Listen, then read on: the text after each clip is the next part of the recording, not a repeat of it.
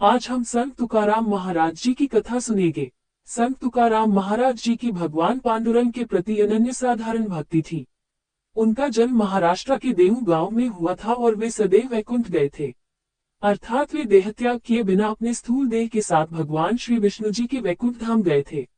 उनके वैकुंठ गमन की तिथि तुकाराम बीज के नाम से जानी जाती है। आज हम उनके जीवन के कुछ प्रसंग सुनेंगे।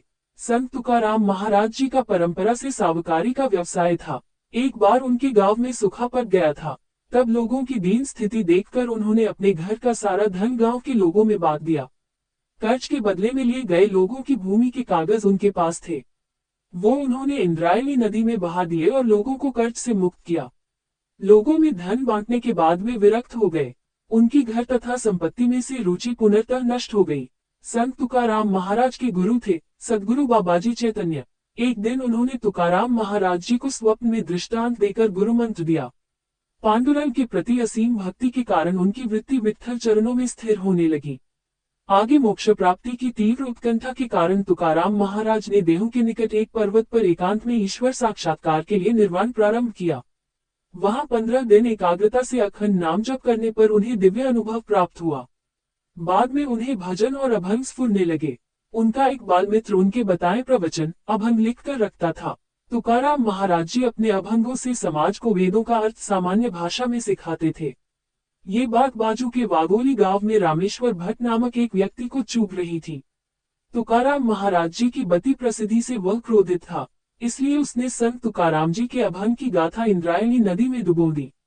इससे तुकाराम महाराज जी को अत्यंत दुख हुआ। उन्होंने भगवान विट्ठल को अपनी स्थिति बताई। अपने बालमित्र से कहा, ये तो प्रभु की इच्छा होगी। ऐसे 12 दिन बीत गए। 13वें दिन गाथा नदी के पानी से ऊपर आकर तैरने लगी। ये देख रामेश्वर शास्त्री को अपने कृत्य का पश्चाताप हुआ और वे संत तुकाराम महाराज जी के शिष्य बन गए। तुकाराम महाराज जी भगवान पांडुरंग का नामस्मरण कर अखंड आनंद की अवस्था में रहते थे। उन्हें किसी वस्तु की कोई अभिलाषा नहीं थी। केवल लोगों के कल्याण के लिए ही वे जीवित थे। स्वयं भगवान श्री विष्णु का वाहन उन्हें वैकुंठ ले जाने के लिए आया था। जाते समय उन्होंने लोगों को अंतिम उपदेश करते हुए कहा, बंधु, जीवन व्यतीत करते समय अखंड भगवान का नामस्मरण करें।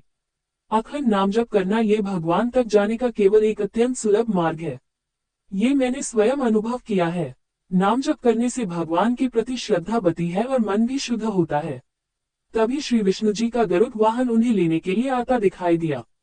भगवान श्री विष्णु जी के अत्यंत सुंदर रूप का वर्णन करते हुए और उपस्थित लोगों को प्रणाम करते हुए तुकाराम महाराज जी भगवान के वैकुंठ धाम गए। वह दिन था फाल्गुन कृष्ण पक्ष द्वितीया। भक्ति सिखाने वाले संत तुकाराम महाराज जी के चरणों में हम सभी कोटि कोटि वंदन करते हैं।